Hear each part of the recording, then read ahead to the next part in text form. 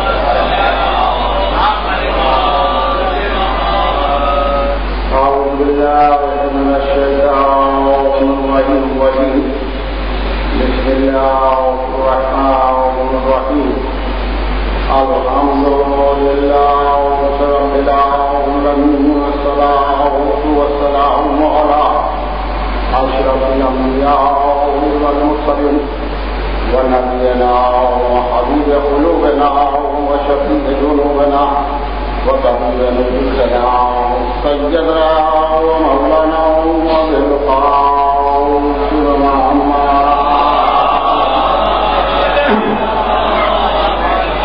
وعليك جميل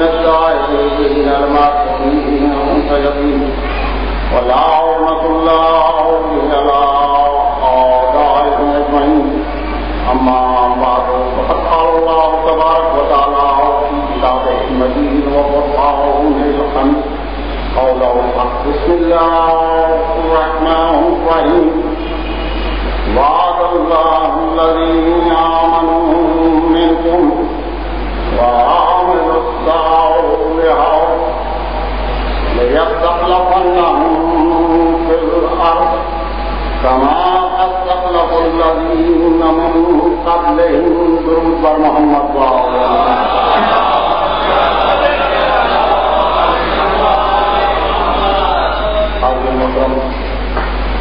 جیسا کہ آج علم میں ہے کہ ان مجالس سے حافظ حسین صاحب کو خطاب کرنا تھا اور کل کی مجلس سے وہ خطاب بھی کرتے گئے، لیکن یہاں سے جانے کے بعد انجولے میں خطاب کے دوران ہی ان کی طبیعت پھر بگڑ گئی، جس کی وجہ سے انہیں ہاسپٹلائز کر دیا گیا. ہم آپ سے معذرت خواہ ہیں کہ جو ہمارا وعدہ تھا ہم اسے پورا نہیں کر سکتے. ہماری خواہش تھی کہ قبلہ جہاں تین مجالس سے خطاب کرتے اور علوم محمد والے محمد سے آج سے مستفید فرماتے کہ جو مرضی معلوم اس سے کسی کا دخل نہیں، ضرور پڑے محمد والے.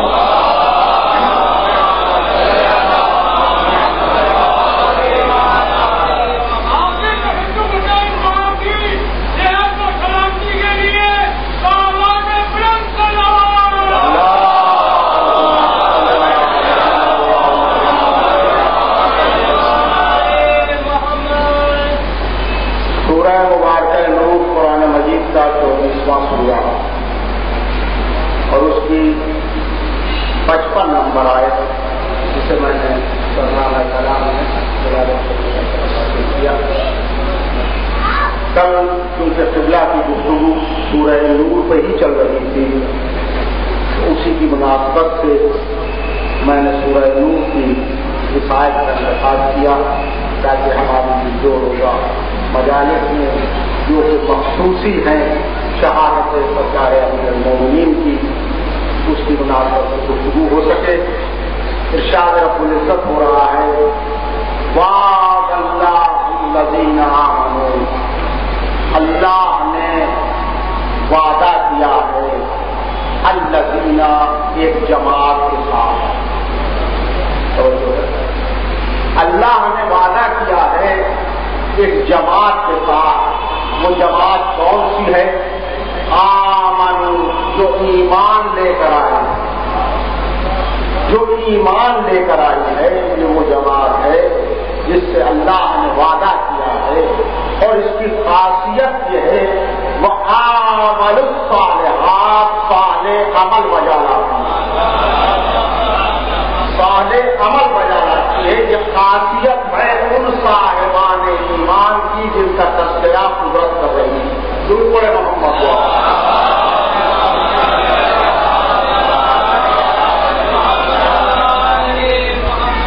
یہ صاحبان ایمان سے وعدہ کیا ہے اللہ نے. کیا وعدہ کیا ہے؟ لے یستخلفنہم، ہم تمہیں خلیفہ بنائیں گے فی الارض، زمین پر. ہم تمہیں خلافت عطا کریں گے زمین پر. کما استخلف الذین من قبلکم، ویسے ہی جیسے تم سے پہلے اپنے خلیفہ بنائے. ضرور ہے محمد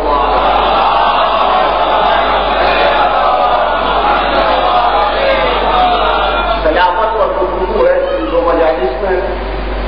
یہ وعدہ کیا اللہ نے، یہ بات واضح ہو گئی بچوں کے ذہنوں میں کی محفوظ ہو جائے کہ جو اللہ وعدہ کیا کرتا ہے وہ کبھی اپنے وعدے کے خلاف نہیں کرتا. اس کا وعدہ ایسا اٹل ہے کہ جو کہتا ہے وہ کر کے دکھاتا ہے. آیت مسلسل ہے جس میں آگے بڑھ کے قدرت نے یہ بتلایا کہ دیکھو وہ اقتدار، وہ خلافت ایسی ہوگی کہ جس پر ہم تمہیں متمکن کریں گے، جس میں خوف نہیں ہوگا، امن ہی امن ہوگا. ایسی خلافت تمہیں دی جائے گی.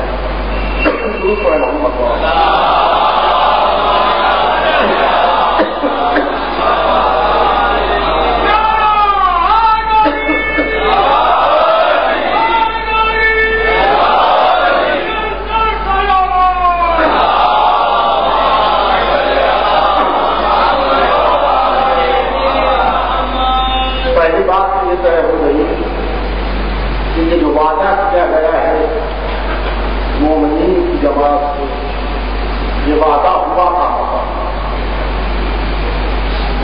یعنی یہ دور رسالت کے بعد ایمان لانے والے آمن کا تذکرہ نہیں ہے.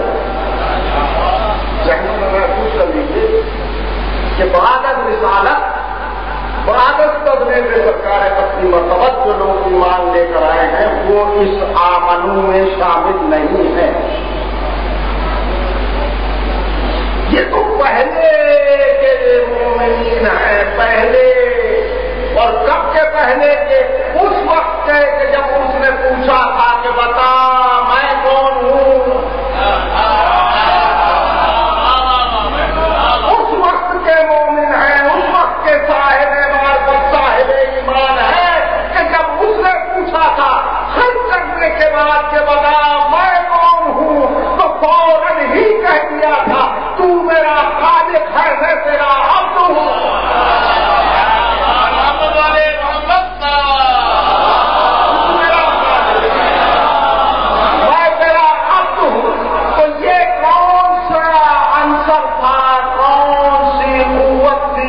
بتلا رہی تھی اس سب سے پہلے خلق ہونے والے کو کہ یہ تیرا خالق ہے.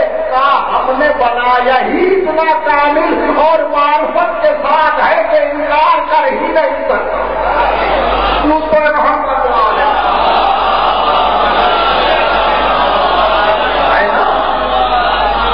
یعنی علم پہلے عطا کیا ہے پھر کب بات. یہ کون ہے؟ یہ وہ الذی ہے. یہ وہ الذی. دیکھیے الذی کہہ کر اللہ نے ہمیں یہ بتلا دیا کہ دیکھو یہ ایک خاص جماعت ہے. جمع کا صیغہ استعمال کرتے ہیں. خاص جماعت ہے مومنین. اس میں 3 سے زیادہ تعداد موجود ہے. یعنی کوئی ایسے ہیں جو اس وقت ایمان لائے جب کچھ نہیں تھا. جب کچھ نہیں تھا اس وقت وہ ایمان لے کر آئے تھے. اگر ایمان لے کر نہ آتے تو آمنو کے بعد منکم کہنے کی ضرورت نہیں. لفظ منکم آمنو منکم جو تم میں سے ہے. تم میں سے کس کو کہا جائے گا؟ جو تخاطب ہوگا، جس سے گفتگو ہو رہی ہو، اس سے ہی یہ بات کی جا سکتی ہے کہ بھائی وہ تم ہی میں سے ہے. تو وہ کون ہے جن کے لیے اللہ کے رسول نے فرمایا اگر ہم نہ ہوتے تو اس کی معرفت نہ ہو. اگر ہم نہ ہوتے تو وہ پہچانا نہ جاتا. پتا چلا میرے 5ویں امام سرکار محمد باقر علیہ الصلوۃ والسلام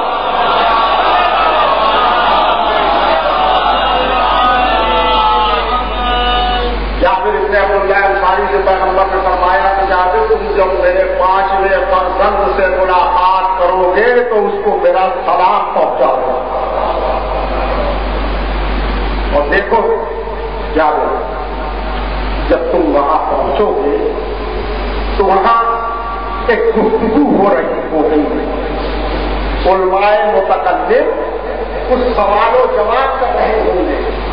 خبردار ان کے درمیان گفتگو میں بولنا نہیں، بلکہ اگر وہ تم سے سوال کرے تو تم جواب نہ دینا بلکہ میرے 5ویں فرزند کی طرف اشارہ کر دینا.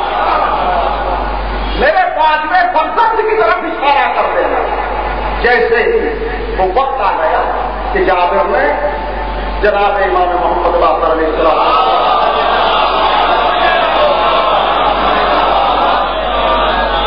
پیغمبر علیہ السلام کا سلام پہنچایا. جب سلام پہنچا چکے جو پیغمبر نے فرمایا تھا اس کے مطابق بھی مشاہدہ کیا جابر نے کہ علماء متکلم گفتگو کر رہے ہیں کہ اگر کل سے جز علیحدہ ہو جائے تو کل بھی ناقص رہتا ہے اور جز بھی ناقص رہتا ہے. کل بھی ناقص ہو جاتا ہے اور جز بھی ناقص رہتا ہے جب تک کہ وہ کل سے مل نہ جائے. اور یہ کہتے ہیں کہ ہم اللہ کا نور ہے. تو اگر اللہ کا نور ہے تو اللہ کے نور سے جب یہ جدا ہوئے تو وہ بھی ناقص یہ بھی ناقص. اور پھر توجہ کی جابر کی طرف کہا کہ آپ صحابی رسول ہیں, آپ ہمیں اس سوال کا جواب بتائیں.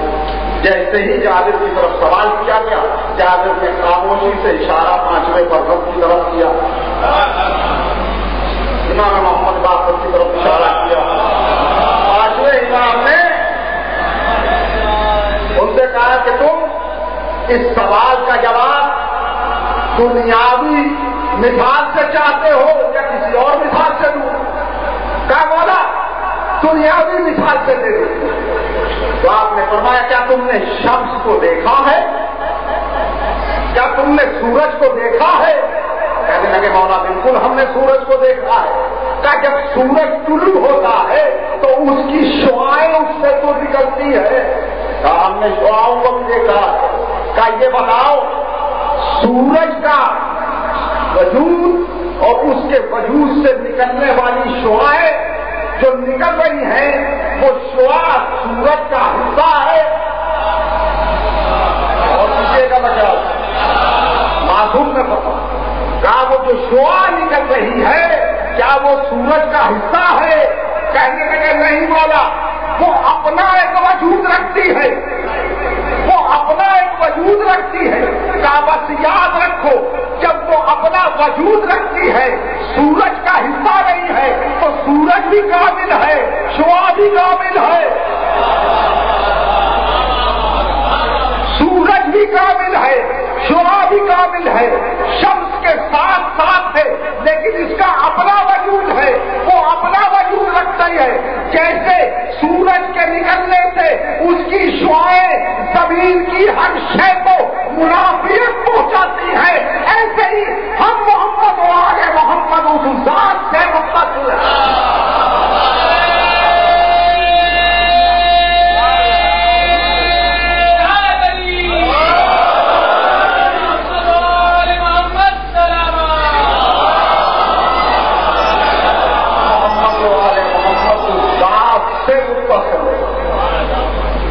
جب سورج اپنا نکلنے کے بعد اس کی شعاع اپنا وجود رکھتی ہے. ایک سوال اور ہوا اسی پر کے مطابق میرے 7ویں امام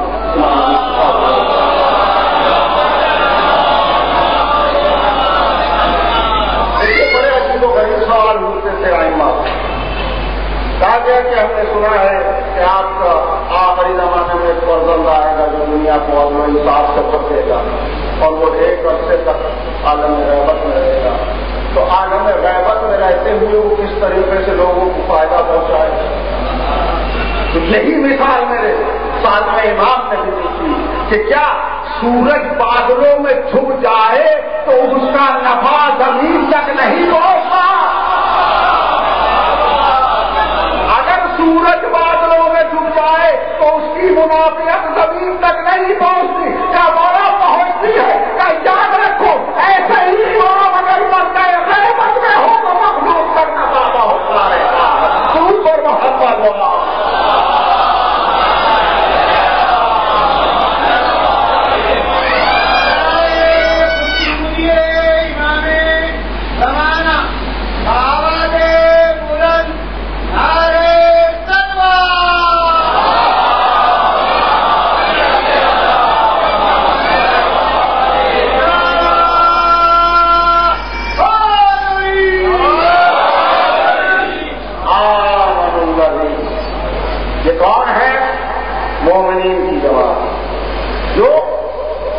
ایمان لے کے آئے اس وقت ایمان لے کر آئے کہ جب کوئی ایمان لانے والا نہیں تھا.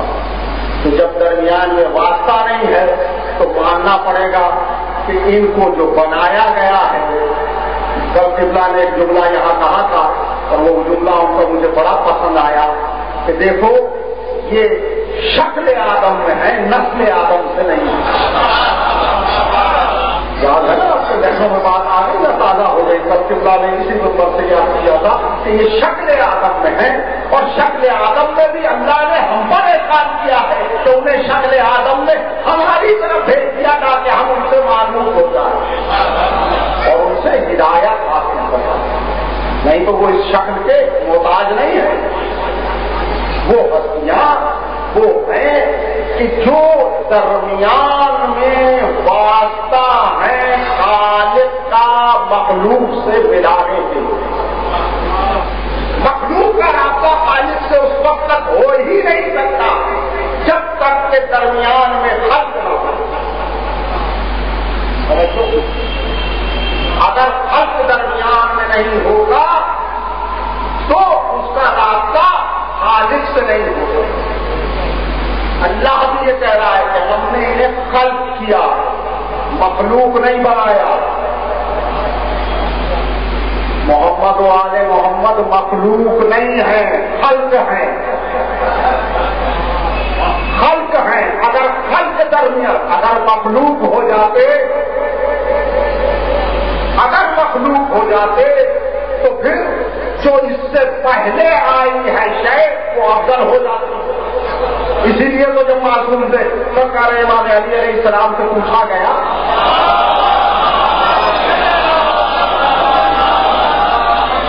اور پوچھنے والا بھی کوئی چھوٹا موٹا شخص نہیں تھا، صاحب معرفت صحابی جناب سلمان محمدی کا سوال.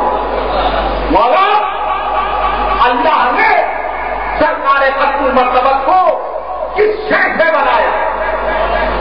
جیسے ہی یہ سوال کیا مولا علی نے فرمایا لا شے سے بنایا. لا شے سے بنایا. جب کہا لا شے سے بنایا اب آگے کہیں گفتگو نظر نہیں آتی. یہ پلٹ کر پوچھا ہو جاوے جناب سلمان نے کہ مولا یہ لا شے کیا چیز ہے؟ اگر صاحب معرفت نہ ہوتا تو سوال کرتا. صحابی تھا اس لیے سوال ہی نہیں کیا کہ جب مولا نے کہہ دیا کہ لا شے سے بنا کوئی شے کا تو وجود ہی نہیں ہے. شے کو بنانے والے تو یہ ہے. دلیل دوں قرآن جائیے دیکھیے سورہ یاسین. انما اذا ارادا شیئا. انما کلمہ حذر ہے. حذر جہاں یہ کلمہ آ جائے اس کا مطلب یہ ہوتا ہے کہ جو کچھ بھی ہے اس کے اندر ہے، اس کے باہر نہیں. انما اذا ارادا شیئا. جب یہ کسی شے کا ارادہ کرتے ہیں. سارے صیغے اللہ نے جمع کے استعمال کیا. سارے صیغے جمع کے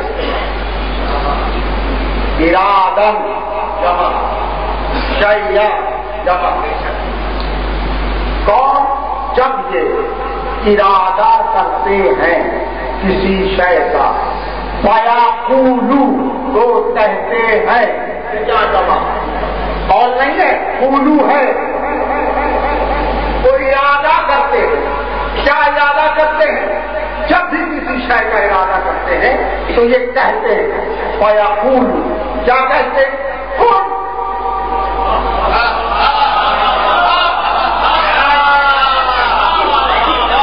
کیا کہتے ہیں؟ کن فیقول. کہتے ہو جا، ہو جاتا ہے. کہتے ہو جا، ہو جاتا ہے. بھائی یہ ہونے جو نہیں ہے، جو عدم میں ہے، اسے شعور ادا کرنا محمد و آل محمد کا نام ہے.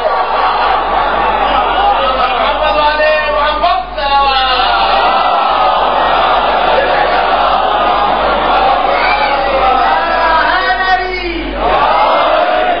اس نے بنایا اپنی معرفت کے لیے ان کو کہ یہ مجھے پہچانے، اور انہوں نے کائنات کو بنایا اپنی معرفت کے لیے.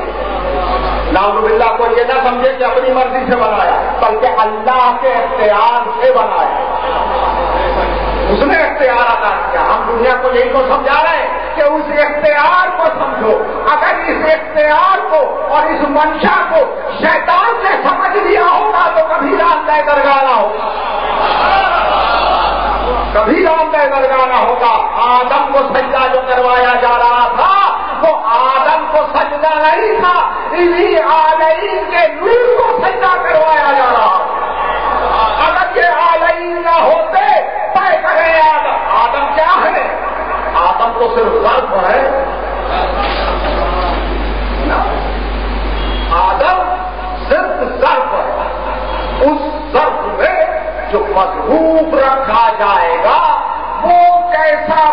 یقین ہے کہ جس کے لیے آدم جیسا بہترین ذات تیار کیا گیا ہے، بہترین ذات ہے نا، اشرف المخلوقات ایسے تو نہیں بنایا جاتا ہے، یہ شرف بھی اسی لیے عطا کیا ہے کہ یہ اس کا ظرف ہے کہ اس نور کو اس میں رکھنا، اور اسی وجہ سے سجدہ کروایا گیا۔ کس کو؟ آدم کو نہیں، آدم کو نہیں، اس نور کو جو پے کرے آدم میں رکھا گیا۔ اگر وہ نور بنانا ہوتا تو سجدہ نہ کرواتے، اس لیے کہ پیغمبر نے فرمایا اللہ نے ہمیں پاک سلگوں سے پاک ارحام کی طرف منتقل کیا۔ یہ شجرہ بتلا رہے ہیں پیغمبر اپنا کہ یاد رکھو جن شجروں سے گزر کر ہم آئے ہیں وہ شجرہ کوئی عام شجرہ نہیں ہے، وہ شجرہ طیبہ ہے، وہ شجرہ طیبہ ہے، اور اس میں کوئی ایک بھی ایسا نہیں ہے جو نجس ہو، سب کے سب اس ذات حقیقی کی معرفت رکھنے والے ہیں۔ تو قدرت تو یہ انتظام کر رہا ہے اپنے حدیث کو پہنچانے کے لیے دنیا تک، تاکہ وہ حاضر بن کے لوگوں کی ہدایت کر سکے، یہ انتظام کیا جا رہا ہے۔ اور عرب کا بدو کہے کہ نعوذ باللہ رسول کے والدین کافر تھے، تو بھائی اس کو اس میں اس کا قصور نہیں ہے، قصور ہے اس جہالت کا جس پر اس کی دینت ہے، جس پر اس کی دینت ہے، کہ اس جہالت کا قصور ہے۔ پر دوستو اللہ نے وعدہ کر لیا ہے، توجہ ہے، مومنین کی جماعت کے ساتھ کہ ہم تمہیں اس ارض پر خلیفہ بنا، اس زمین پر اپنا جانشین بنا۔ خلیفہ خلق سے ہے، خیلام سے خلق، خلق اس کو کہتے ہیں جو اس جیسی تمام خاصیتیں اپنے اندر رکھتا ہو، جس کا وہ خلیفہ ہے، جس کا وہ جانشین ہے، اس کے اندر اس جیسی تمام صلاحیتیں موجود ہو تب وہ خلیفہ کہلائے۔ اگر صلاحیتیں نہیں ہوگی تو وہ خلیفہ نہیں کہلا سکتا۔ نہیں تو ڈاکٹر کی کرسی پہ آپ بٹھا دیں کسی کارروائی کو، انشاءاللہ بجائے پیٹ میں درد کی دوا دینے کے مزید درد کر دے گا۔ وجہ کیا ہے کہ جو اس منصب کے لائق نہیں تھا اس کو آپ نے وہاں بٹھا دیا۔ بس میں کہہ کے اپنی بات سمجھنا آپ کا کام ہے۔ جو اس منصب کے لائق نہیں ہے اس کو جب اس منصب پر بٹھایا جائے گا تو کیا ہوگا؟ معاملات بگڑتے چلے جائیں گے بجائے بننے کے۔ یہی تو مولا متقیان نے فرمایا کہ مجھے اس بات کا غم نہیں ہے کہ تم نے مجھے حکومت نہیں دی، مجھے اس بات کا حق ہے کہ مخلوق کے خدا ہدایت سے محروم ہو۔ محمد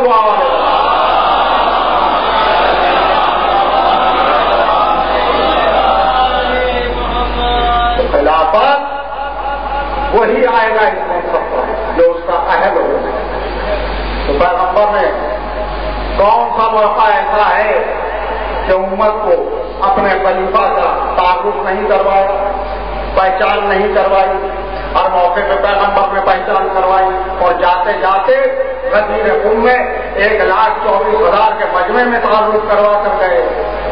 اور صرف یہی نہیں، 1,24,000 کے مجمع کو یہ بھی دکھلا دیا کہ دیکھو جو علی سے اختلاف کرے گا اس پر ویسے ہی عذاب آئے گا جیسا نعمان فہری پہ آیا، جیسا نعمان فہری پہ عذاب آیا ہے ویسے ہی عذاب اس پر بھی آئے گا۔ لیکن دنیا نے نہیں پہچانا مقام علی کو، منزلت علی کو، اور مقام علی کو نہ پہچاننے کی وجہ سے سرکار امیر کی جان کے درپے ہو گئے۔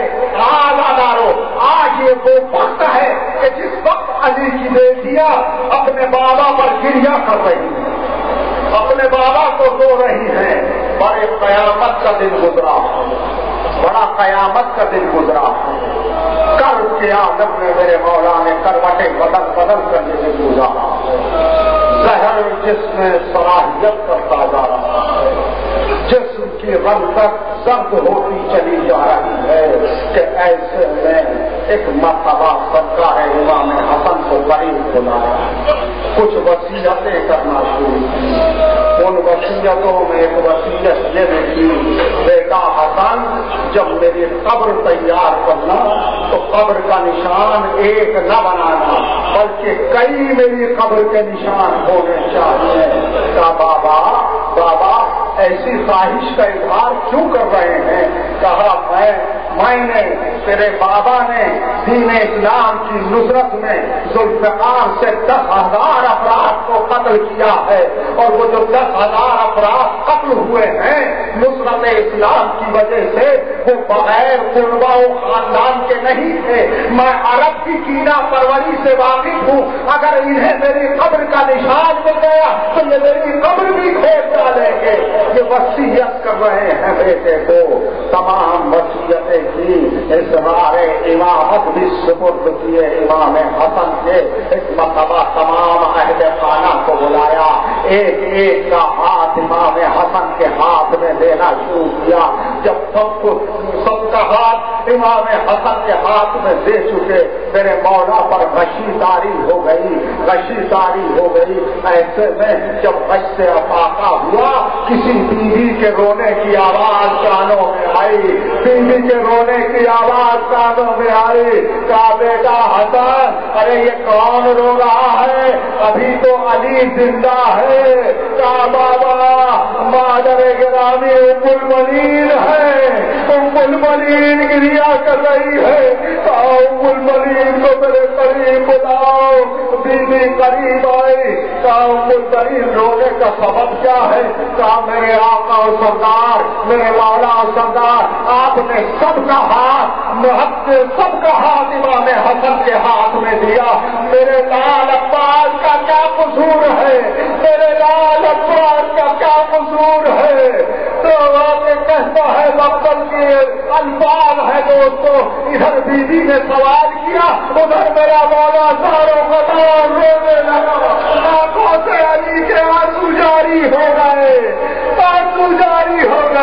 کہا حسن حسین کو بلاؤ، عباس کو بلاؤ، دونوں کو بلایا گیا۔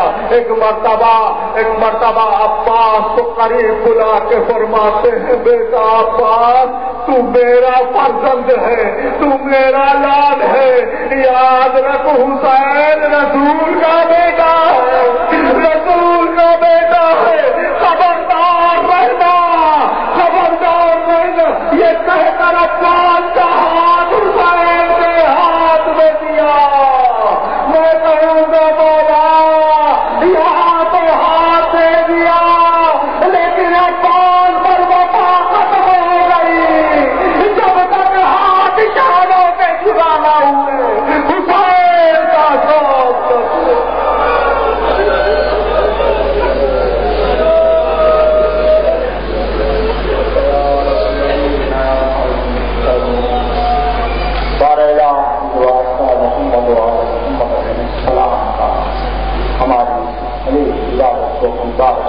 قبول منظور پروردگار کو جو آپ کا محمد محمد علیہ السلام کا حاضرین پریشان پریشانیوں کو دے دیا، پروردگار جو مقروض ہیں ان کے قرضوں کو غیر کیا، پروردگار جو آپ کا محمد محمد کا پراشوق دور ہے، مولا تمام ماتمیوں کی، عزاداروں کی، اپنے تمام محبان کی حفاظت کرنا۔ پروردگار کی واسطہ محمد محمد علیہ السلام کا ہمارے حقیقی آقا و مولا و سرکار حجت ظہور میں ساتھی، ہمیں ان سے جانشورا مشکل ربنا تقبل منا السمیع العلیم محمد صلی اللہ ماتم سرکار علی علیہ السلام۔